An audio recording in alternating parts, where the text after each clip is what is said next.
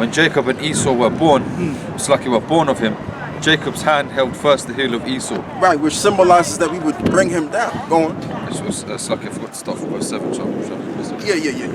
Just start from verse 7. So it says, Then answered I and said, What shall be the parting asunder of the times? Or when shall be the end of the first and the beginning of it that followeth? Yeah, because it all goes back to this. Who came out first out of the womb, out of Rebekah's womb? Esau came out first. And then at last, the one that came out first would be a slave unto the one that came out the second, which is Jacob. Go on. And he said unto me, From Abraham unto Isaac, when Jacob and Esau were born of him, Jacob's hand held first the heel of Esau. Yep. For Esau is the end of the world, and Jacob is the beginning of it that followeth. So we're at the end of the world. And what proves we're at the end of the world? Just read the book of Daniel, the 7th chapter. That would explain it. Because the place of the statue that we're in right now, we're in the place of the 10 toes, which that's the end of the world. That's the last of all of those paganistic empires. So we're at that present moment in time. So after the statue is destroyed and broken apart, who's going to come in the midst next year? Yahushua is going to come and deliver the children of Israel, which we are those people, so-called black, so-called Latinos, and Native American Indians. We are those people that will be delivered by him in the midst of all of that, and we're going to set up the kingdom of heaven. So get me the scripture. Somebody get me, I'll tell you what, brother, you get me the New Jerusalem that John the Revelator saw. You had a precept on that. No, we finished it. Okay. Yeah, so yeah, give me that one, brother, Baba Kushan. Because John the Revelator saw the New Jerusalem. What does it mean that he saw the New Jerusalem coming down? Meaning, he saw a nation that was refreshed, but they were washed and they were refreshed by the word. Okay, go on. This is Revelation chapter 21, verse 2. And I, John, saw the holy city, New Jerusalem, coming down from God out of heaven, prepared as a bride adorned for her husband. Right, because the old Jerusalem, they were under the what? The covenant. The old covenant. So that the New Jerusalem, they're going to be transferred into the new covenant, which is in Hebrews the 8th chapter. And by the word, we're going to be what? Made new or fresh. And this is why it also says in the scriptures that the Lord will forgive our sins as well. All right? So let's read that again, Baba Bashar. Cap my train of thought. Revelation 21 and 2. And I, John, saw the holy city, New Jerusalem, coming down from the Most High out of heaven. Which the word new is from the Greek kainos, which means refreshed. So here is the reformed version of Israel coming down. Go on. Coming down from the Most High out of heaven, prepared as a bride adorned for her husband. So how are we prepared? Mentally, physically, and spiritually, we're prepared. And the way that we show our preparedness is by coming out here and doing this work, doing your sit-down shows included.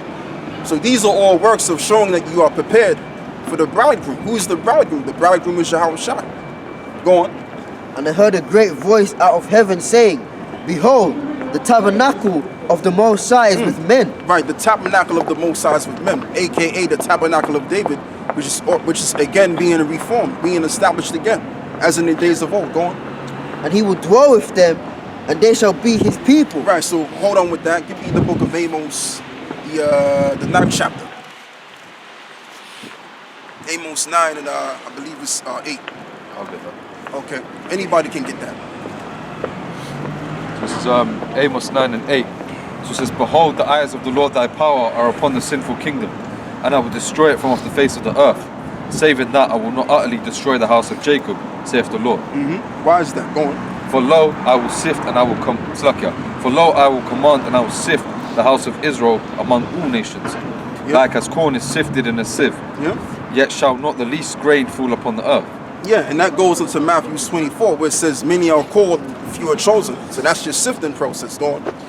All the sinners of my people shall die by the sword, which say, the evil shall not overtake nor prevent us. Yeah, keep going. Verse 11. In that day I will raise up the tabernacle of David. Right there. In that day I will raise up the tabernacle of David. So let's read this again.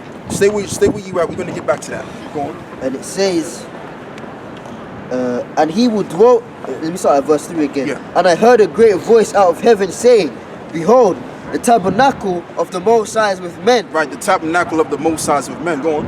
And he will dwell with them, and they shall be his people. And the Most High himself shall be with them and be their God. Exactly. So how we gonna be at one with the Lord? By under the new covenant. Hebrews the 8th chapter. But let's go back to this though.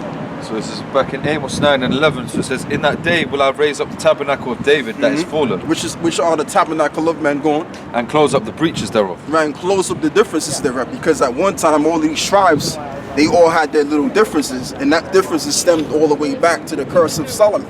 Because Solomon worshipped the gods of Ammon, I believe it is, right? And builded temples and all of that. So that was the downfall of or the curse of Solomon, where the tribes split up. Now that curse has been disannualized, perished, and now the reformation of the house of David is now coming together again. Okay? Go on, bro. And I will raise up his ruins, and I will build it. It's like, and I will build it as in the days of old. Yeah. That they may possess the remnant of Edom. That they may possess the remnant of Edom. Now, when we look up the term Edom, it talks about the landmass, because they of the south are going to possess it. Who is they of the south? Judah. So what that means is Judah's landmass is going to expand, because them Edomites, they're not going to be there. They're going to be they're going to be building our society up. So they won't have no land. They're going to be in pits. So they're not going to have a land to dwell in. They're going to be dwelling in the pits. And then they're going to come out of those pits and they're going to do the work, what we tell them to do. They're going to build homes. They're going to build our walls up. All right? And our palaces. And whatever you want them to build on. And we're going to take that land. Just like how they took our lands, we're going to take their land. Go on, brother. And of all the heathen, which are called by my name, saith the Lord. And all of the heathen which are called by my name, saith the Lord. So we're going to possess people. We're going to have slaves, servants. That's the inheritance of being an Israelite. So that's it on that. That's all I wanted. Go back to what you had, brother. And it says here, verse 4, and the Most High will wipe away all their tears from their eyes, and there shall be no more death, neither sorrow nor crying, neither shall there be any more pain, for the former things are passed away. For the former things are passed away.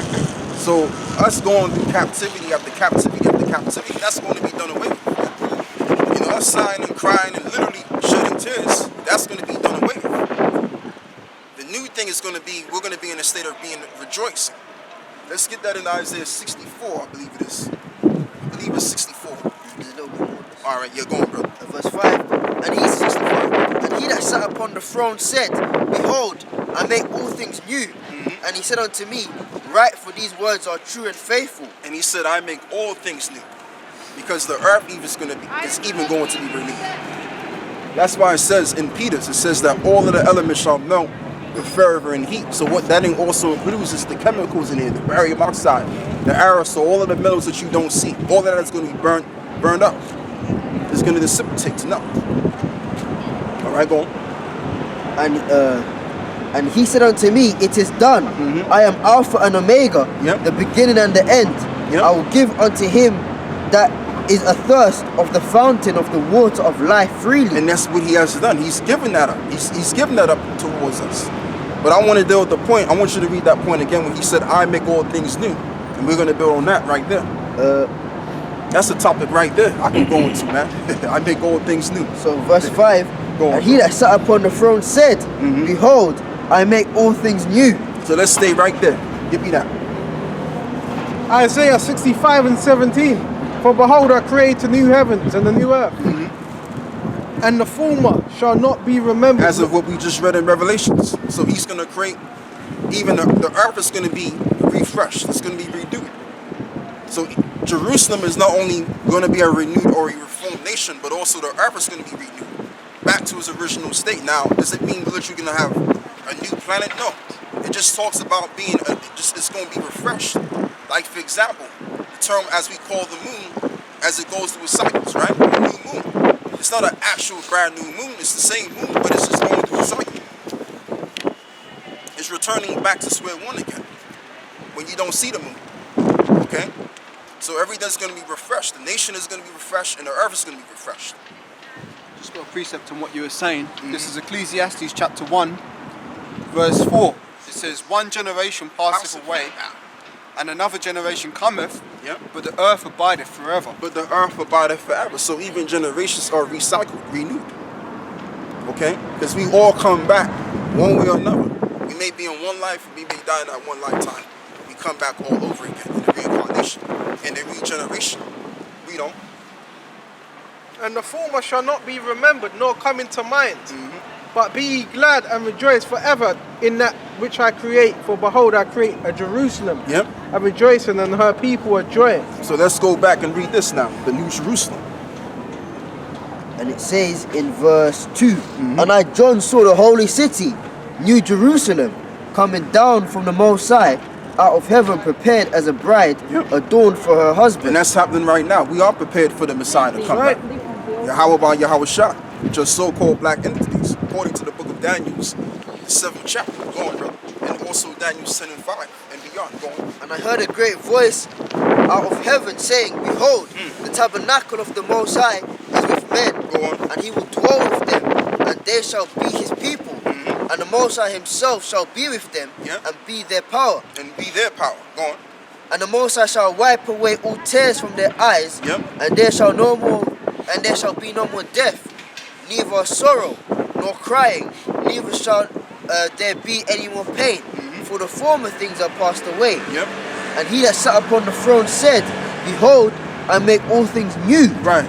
And he said unto me, Write, for these words are true and faithful. Exactly. I was going to say it the other way around. These words are faithful and true. But it's very true, because that's why the Lord is going to come back the second time. And this is why those missiles are going to pelt these cities and destroy the people. And it's not because of just that alone. It's simply so that he can renew the earth as it was back in the days of the beginning. Hence you get the term Eden in the Bible. The word Eden is from the Hebrew word Aidan, which means paradise. Right, which means simply being destroyed. So how can the earth be in the state of joy as it is right now, when everybody's bugged out their mind and messed up all over the daggone place? Okay, you got all kind of aerosol and barium oxide spraying all over the place. This is not the joy that we're talking about. But you gotta stand on hard concrete, and the concrete has an effect on your back. Alright? And you wondering why your back is aching sometimes, man. Your shoulder's aching because you stand on this hard concrete. Scriptures say that there shall be uproars of the people in the world. So there's no joy. And that day is coming, but that's gonna come at the end. Go on, brother. And it says here, and he said unto me, It is done. I am Alpha and Omega, the beginning and the end. I will give unto him that is athirst of the fountain of the water of life freely. He that overcometh shall inherit all things. Right, so when you come into the faith, it's for you to overcome unto the very end. Now, you got guys that have came in, did a little time, which was ordained of the Heavenly Father anyway, because everything's preordained of the Heavenly Father, right? That departed and left the truth. And guess what? They're going to be destroyed on this side, right? And then they're going to get it back all over again. So the key thing here is to endure to the end, so that you can be saved. Give me that. Somebody give me Revelations 2 and 10. Go on, brother. And it says here, He that overcometh shall inherit all things, and I will be his power. And I will be his power. And he shall be my son. But the fearful and unbelieving, and the abominable, and murderers, and whoremongers, and sorcerers, and idolaters, and all liars shall have their part in the lake which burneth with fire and brimstone, which is the second death. And that includes all of those that have left the truth, that came in this thing and left the truth, man. You see, they're gonna be caught by the same. They're gonna be caught under the same judgment of those that did not believe, or those that were sorcerers. Let me put that in perspective. Those that were sorcerers, all right, and that includes the scoffers and scorners too, because the main scoffers and scorners that are coming up here talking all kind of smack on brothers' videos, and I'm talking about on YouTube. I ain't talking about up here, but I'm talking about on YouTube. They're under those that have become unbelievers, and they're gonna face the same judgment as those that have delved into sorcery and witchcraft. And it's all the same anyway, because the scripture says when you rebel against the Most High, it's as a sin of witchcraft. So the whole intent here is, if you have the truth, is to simply believe. Okay, go on, brother. As if you don't believe, you're gonna be destroyed. Revelation 2 and 10. This is Revelation 2 and 10. So it says, "Fear none of these things which thou shalt suffer. Behold, the devil shall cast some of you into prison." Right, the devil shall cast some of you into prison. That's going to happen. That scenario is going to play out, where the persecution is going to come, and Esau is going to want to take take things into the matter of their hands because their time is short. Give me Revelation 12 and 12. This is why Esau's going to do this. He's going to cast some brothers into prisons and cast them in concentration camps. But is he going to do this because he's in dire straits? No, he's going to do this because the Lord is going to allow him to do it so that we can simply be tested. And that the Most High can see who's really who really is going to be proving themselves to be the men that they call themselves to be, the men of the Lord. Go on, brother. Revelation 12 and 12. Yeah. It says, therefore rejoice, ye heavens, and ye that dwell in them. So that means the angels are rejoicing and also those down here on earth are rejoicing, which would be us. Go on. Woe to the inhabitants of the earth and of the sea. And who is given the power of the earth to inhabit the earth? Esau. So it says woe, in other words, destruction, damnation unto them. Go on. For the devil is come down unto you, having great wrath, because he knoweth that he have but a short time. And that's what Esau's going to do. Esau's going to find himself with his back up against the wall, and that's what he's going to go towards trying to persecute us. But that's going to be to his downfall. And that's why we ought to rejoice on that. You know? But yeah, let's read Revelations, which is what we got.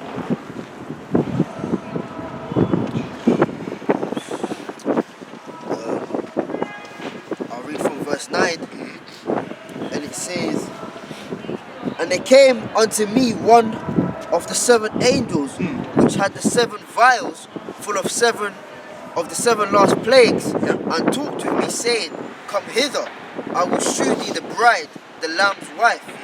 And he carried me away in the spirit to a great and high mountain, and shewed me the great city. Right, the great city, go on. The holy Jerusalem, descending out of heaven from God, having the glory of the Most High. And you know what that represented? That represents that because we're going to meet the Lord in the air, as it says.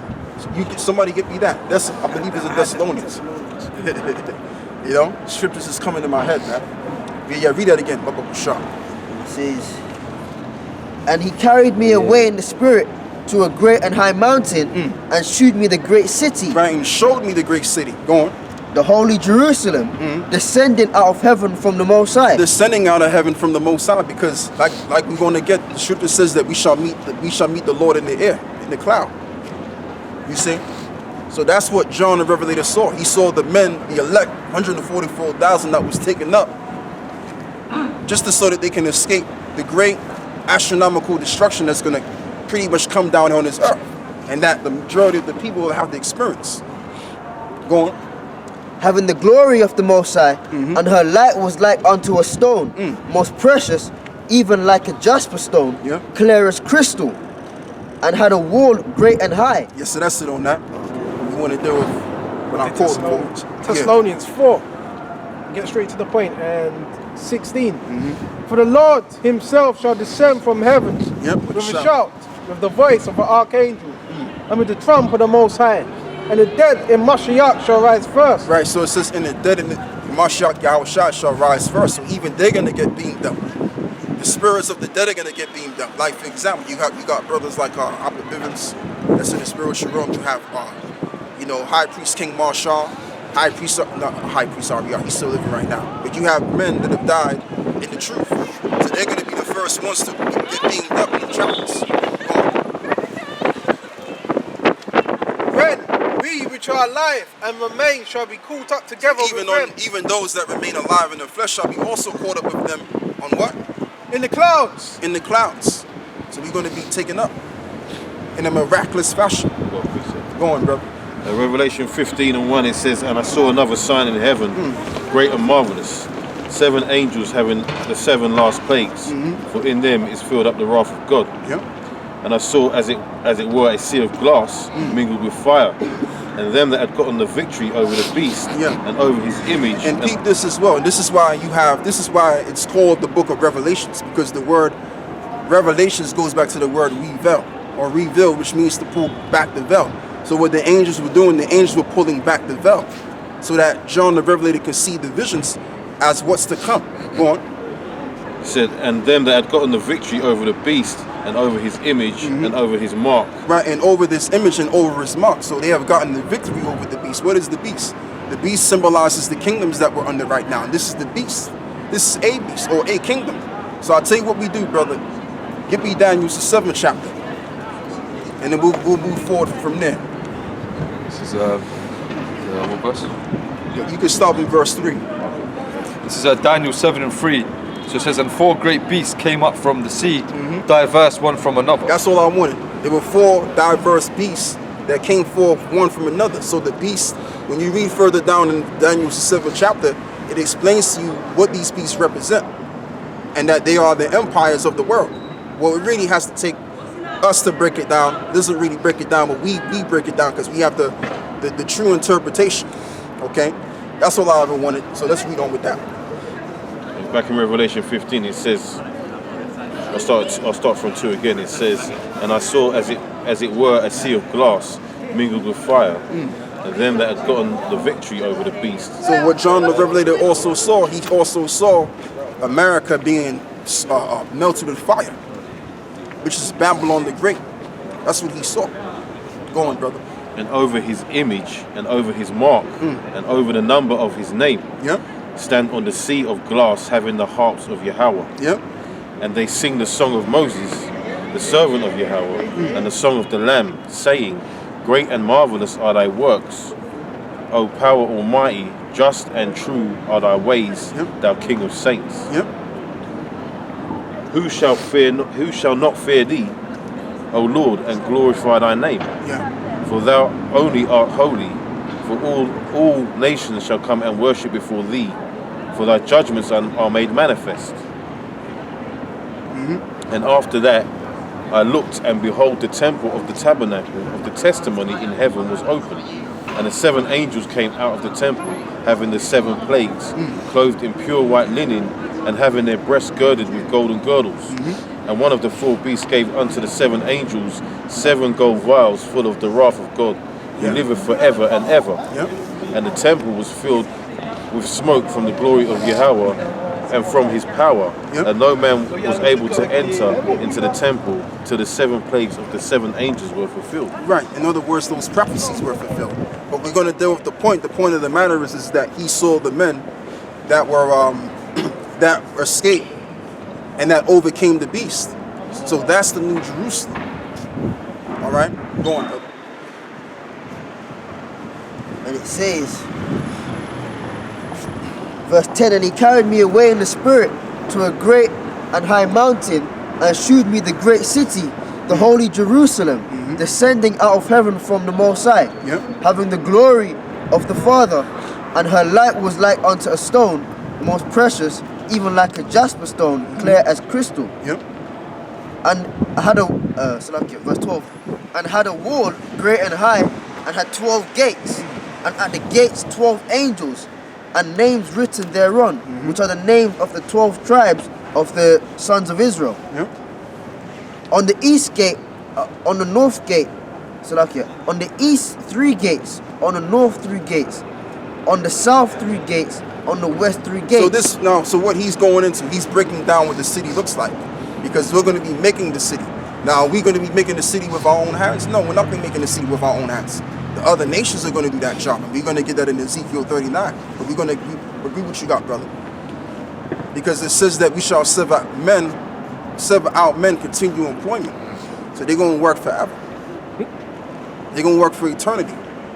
And in the midst of them working and laboring, they're going to be building these gates. They're going to be building these roads and paving it with paving the streets with gold. That's prophesied. Go on. That was it. I finished this one. You got some more on that? Yeah. Okay. And it says, and it says, verse 14, and the wall of the city had 12 foundations, and in them the names of the 12 apostles of the Lamb. And he that talked with me had a golden reed to measure the city. Right. And the gates thereof. Oh yeah, I know this is going. Yeah, go on. And the wall thereof.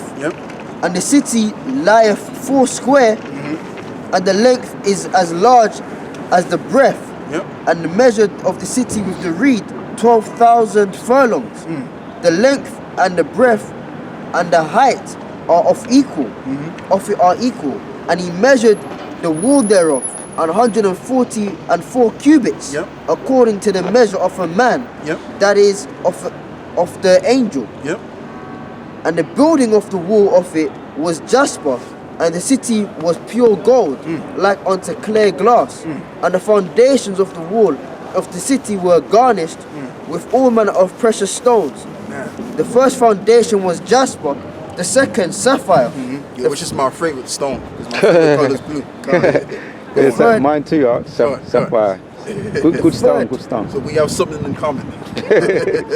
You go. The third of chalcedony, and the fourth an emerald. Yeah, emerald. Yeah, go on. Yeah, which is the same color as my this right here. You going, bro? And it says the fifth the sardonyx, the sixth the sardis, and the seventh the crystallite, and the eighth beryl. Yeah, beryl, which is green again. Go on. And the ninth a topaz, and the 10th Chrysocephus, and the 11th jacinth, and the Jacinth. and the 12th an amethyst, Amethyst. amethyst, Amethyst. Okay. and the 12th gate, and the 12 gates were 12 pearls. Every several gate was of one pearl, and the street of the city was pure gold, as it was a transparent glass. Come on. So yeah, so our kingdom is going to be uncomprehendibly beautiful, because our minds, our carnal minds cannot comprehend the beauty of what the kingdom is going to be about. But is there a verse where it says, without the temple measure not? Is in that same verse? I mean, same chapter. I don't think it's Okay. Revelations 11. We get it, Revelations 11. Yeah, so that's pretty much the situation. The situation is that we got something good coming towards us, you know. And these other nations, they got something to look forward to too. Yeah. Slavery, man. That's right. You know, and they're going to be building our walls. They're going to be building everything. So let's get Ezekiel, the 39th chapter. Because that's why the Lord made these nations. Oh, you got something, right? I've got Ezekiel the 39th. Okay, you're going. From the top. Yeah. No, get to the point where it says they shall sever our men continue employment. Yeah, I found it. This is Ezekiel 39 and 14. And they shall sever out men of continual employment, passing through the land to bury, with the passengers those that remain upon the face of the I earth. tell you what, brother, look up that word employment. You know why I'm laughing, right? Because there was an individual that came up and he said, well, how does the word employment mean slave? Come on, man, you gotta use your brain. If you're employed, that means you're working for a company. And if you're working for a company, you would have to consider yourself a slave for that company. Come on now, it's common sense. And also, you have no choice in this kingdom. Yeah. So you are a slave. Man. Exactly. How are you going to eat? How are you going to put a roof over your head and pay all your bills? Yeah, but you don't slave your for a company. taxes? Yeah. It's what it is, man. Go on. I just want to say as well, because there's different levels of slavery as well. Yeah. So people just think when they think slave, they just automatically think. Yeah, there's different levels to it. Yep. So this is the word for employment. So it's the word is Strong's H8548. Tamayad, I believe that's how it's pronounced. Let me see. Yeah, you're right. Yeah. And the word there is continuity, perpetuity, to stretch, continuously. No, continuity. employment. Look up the word employment.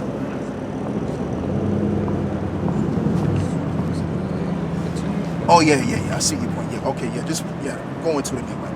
Yeah. So it says I'll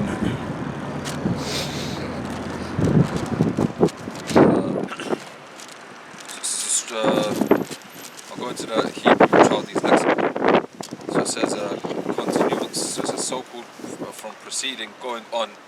Compare. Continuance. It says of a continual burnt offering, daily, both morning and evening. Daily, both morning I think and evening. it doesn't give the definition for Right. employment. Just But they're going to be work up to sun up. What is it? Sun up to can't see in the morning, man. That's what it's going to be, and it's going to be ongoing until the court of the kingdom is built up. That's what they're going to do. So, like I said, this is why all of these other nations are alive. They're alive simply so that they can beautify the children of Israel. That's why they're here. Now, it does say in the scriptures that the Lord considers them not. and also considers them as nothing but spittle, that's the case. But the point I'm trying to make is not that I'm trying to make, I am making, is that they're created to be slaves, man. That's right. It's just what it is. And we're created to give the word out to the nations and set the mark. And the mark and the standard is bringing forth righteousness and walking accordingly to the rule of the Heavenly Father, which is righteousness. That's what we're created to do. Now, I might sound a bit demeaning in saying that, but it is what it is. Where Esau went wrong in enslaving the wrong people, he enslaved the people that were supposed to be the priest, okay, or the lawgivers. That's where Esau went wrong. All right, and he's gonna pay for that. Appreciate that. Go on. Yeah. Romans. Yeah, we're gonna close out soon. Yeah. Romans 10:19 says, But I say, did not Israel know first? Moses saith, I will provoke you to jealousy by them that are no people, right, and by a foolish nation I will anger you. Ooh, by a foolish nation I will anger you. So yeah, I mean, I could say it's wrong, which it is wrong, and I would be right in saying that. But the Lord did that to make us jealous because we made him jealous. So this is why the Lord took a no nation, a foolish nation, to rule over us. And this is why also the scripture says that folly is set in what? Dignity. I think that was talking about the Gentiles. Yeah, but that includes Esau. Because Esau is a foolish nation. Because it's a precept to Deuteronomy 32 and 21. It refers to Moses, and that's that other precept. Because Moses was saying that because you didn't listen, now I'm going to set these nations over you. Above you, yeah. And that's what it hit me as a medicine. This scripture hit me as a medicine because I was saying I always feel vexed. I put up curses all the time, and the most I answered me why I sometimes get so pissed off is because these foolish people are above me, man. Yeah, because the nations as a whole. I mean, yeah, the nations are all of them are foolish, but the number one foolish nation on the earth is Esau. And I mean, we could talk about the other Gentiles, but we got to talk about Esau because he's the one that's ruling over us right now. So we got to talk about him. Go and read that. Precept to link with what the brother just said. This is Job 30:8. They were children of fools. Exactly. Children of base men. Because you have different levels of fools, man. You have different levels of nations that are fools. You got these other nations, and then you also have the sons of the wicked. So the sons of the wicked, they would be more fools than anybody else. As it says in the Apocrypha says that wisdom of wickedness is not wisdom. Yeah. So it would have to be foolish. The actions speak louder than words. There you go. Go on, brother. Because these other nations like Moab or Ammon, they might break the dietary law, which is foolish. Yeah. But they're not the ones blowing holes in the ozone layer and destroying whole ecosystems, man. Setting up this thing called CERN. They ain't doing no shit like that. And Esau got the world all fucked up. He got it all messed up, man. To the point where it's like you don't even know what's what anymore. People are trying to find certain things and they can't find it. And the truth is what they're really looking for. And they can't find it. You see? So that's how it is right now. But the elect have found the truth because it was already sanctioned for them to find the truth. So that we can then get everything back in order under the grace and power of Yahweh Bashmi Shah. All because of knowing the truth. You're going. What's being read? Do you want me to go back to Ezekiel 39:14? Yeah, read that so I can recap my train of thought. Yeah, Alright, Ezekiel 39:14. And they shall sever out men of continual employment, passing through the land to bury with the passengers. And I know that this is talking about the dead bodies and all, but the Lord is going to have these nations build our cities up. That's a part of the employment. But this is talking about the dead bodies and all of the weapons after this nuclear war. Go on. More so anyway. To bury with the passengers those that remain upon the